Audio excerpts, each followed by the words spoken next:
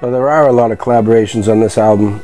You know, obviously the last record I did was a collaboration album, the Boston Project, where I work with just all different artists. The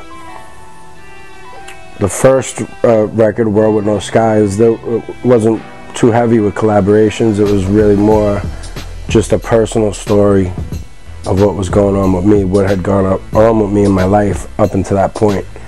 With this album, like, I felt like it was cool to do a lot of collaborations on it because, you know, I had built all these relationships in the game over the years, and you know, that's what music has given me more than anything else, is just like a lot of really great friendships with super talented people.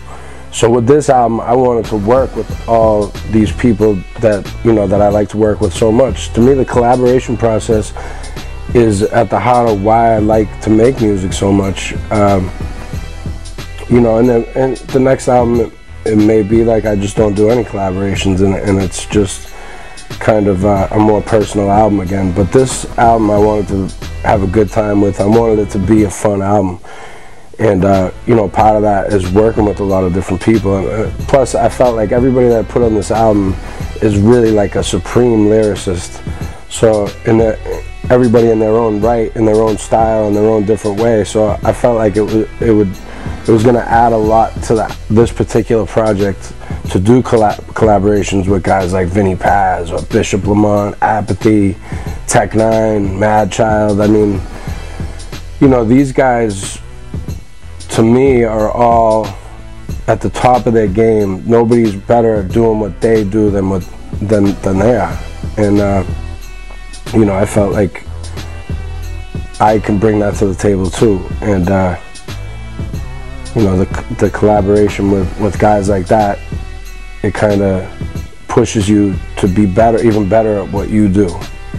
Not necessarily, I don't look at things like one dude trying to body the other dude or whatever. I know that people have like kind of friendly competition or whatever like that. To me, it's just about making good music. So, you know, if everybody brings their A game at what they do to the table, that's where good music happens. So I met Tech N9ne on the Fire and Ice tour in 2008. It was Ill Bill, Paul Wall, Tech N9ne, and Bill took me on tour with him. So I rocked his set with him every night, and it was 53 cities over the course of about 2 months, 2.5 months, and across the states. And it was just it was a good time, man. It was cool to see. You know, I knew who Tech N9ne was, but I really became a fan on that tour. I watched his set every night, and you know, he was a great guy. He had a lot of knowledge, and you know, we just clicked.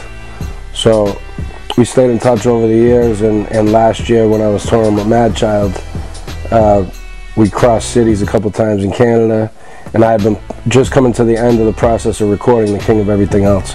So I was, you know, playing it on the bus, and you know, seeing what songs people were digging, and that sort of thing. So Madchild loved Bobby Be Real, and right around the same time that, you know, he expressed how much he liked that song, because originally it was a solo joint that I did. Tech loved it too, so I played it to him on the bus. The next day he called me up. He's like, "Yo, I can't get that song out of my head." So you know, I decided to put Mad and Tech on it. They both jumped on the track. They loved the track, and it just has that energy where I thought both of them would sound dope on it. So that's kind of how that collaboration came to be. To me, Madchild is just, you know, he's a very unique artist. Everything from his voice to his style, the way he puts his words together. You know, he's just somebody who really sticks out as being unique to me. And aside from that, you know, I think like anytime you try to put that guy in a box, or any adversity that he has to overcome, he's gonna overcome it. He's a determined individual. He's a smart dude, and he's a good guy. So, you know, you put all those things together, and that's the kind of people I like to work with. And you know, I think our relationship is based in a mutual respect, and you know, that's why we kind of chose to to work on this collaboration project together, group, Supreme Villain, and you know, we just have a good time recording together, a good time touring together. So looking forward to putting that music out. Hopefully you'll see it next year. DJ Lethal, one of my best friends. You know, I've been working with Lethal for a long time. First mixtape I put out, I don't know, a third of the songs or whatever were produced by Lethal. He kind of gave me my first shot. Working with him and Danny Boy, even before the Coca Nostra happened, I got a pre-production deal through Lethal, and Lethal was somebody that I looked up to. You know, growing up, I had posters of House of Pain on my wall. It was the first hip-hop show I ever went to, was Cypress Hill, House of Pain, Funk Dubious, and the Hooligans on that tour too. I was 14 years old when I went to that show.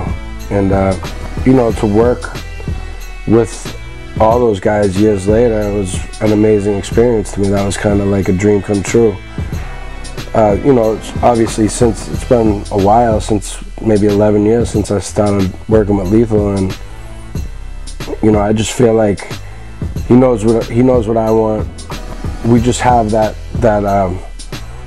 language kind of that you acquire working with somebody for so long. So it's just, I'm in a comfort zone working with him, and everything that we do, everything. Lethal's just an incredibly talented producer. So working with him again on this, I can't imagine doing a project without working with Lethal.